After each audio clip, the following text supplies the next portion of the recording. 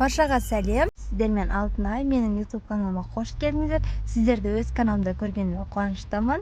Менің парақшама тіркеліп, бұдан да басқа көптеген рецепттерді көре аласыздар.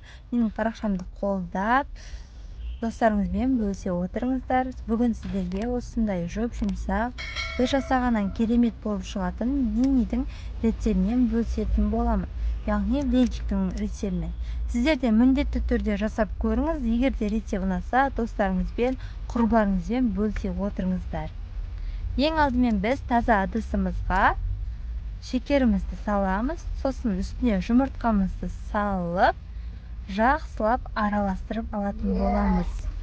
3 жұмыртқа саламыз. Жақсылап араластырып болғаннан кейін сүтімізді құямыз. Менде 1,5 бокал сүт құйдым. Одан кейін май құйдым. Май құйғаным видеоға түспей қалыпты, өкінішке орай. Сіздер де міндетті түрде 3 ас қасықпен май құятын боласыздар. Яғни сұйық май құйып, жақсылап барлығын араластырып аламыз.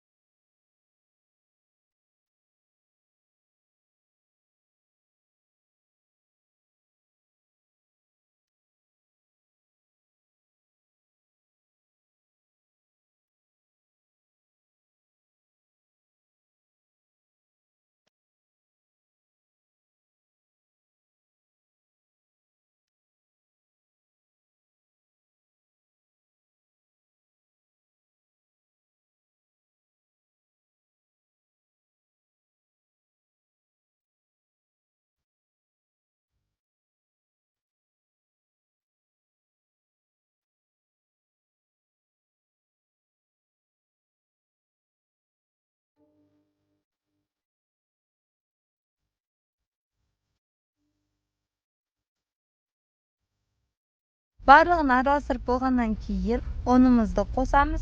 Одан кейін разрыхитель, яғни ашытқыны салып, жақсылап араластырып алатын боламыз.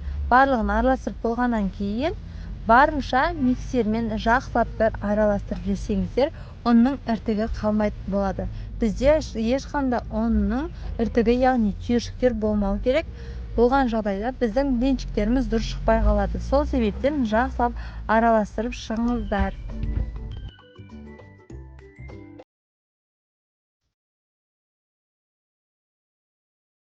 Осындай сұйық масса болып шығады. Сіздер де дәл осылай жасаңыздар. Сосын табамызды қыздырып, жақсылап пісіріп алатын боламыз. Міндетті түрде жұқалап істейсіздер. Осылай шарик болып шыққан кезде келесі бетін ауыстырасыздар. Сосын бұл блинчиктің арасына кез келген начинка салсаңыздар болады. Шоколад, творог, тағы басқа нәрселерді. Мінекей, сіздер де жасап көріңіздер.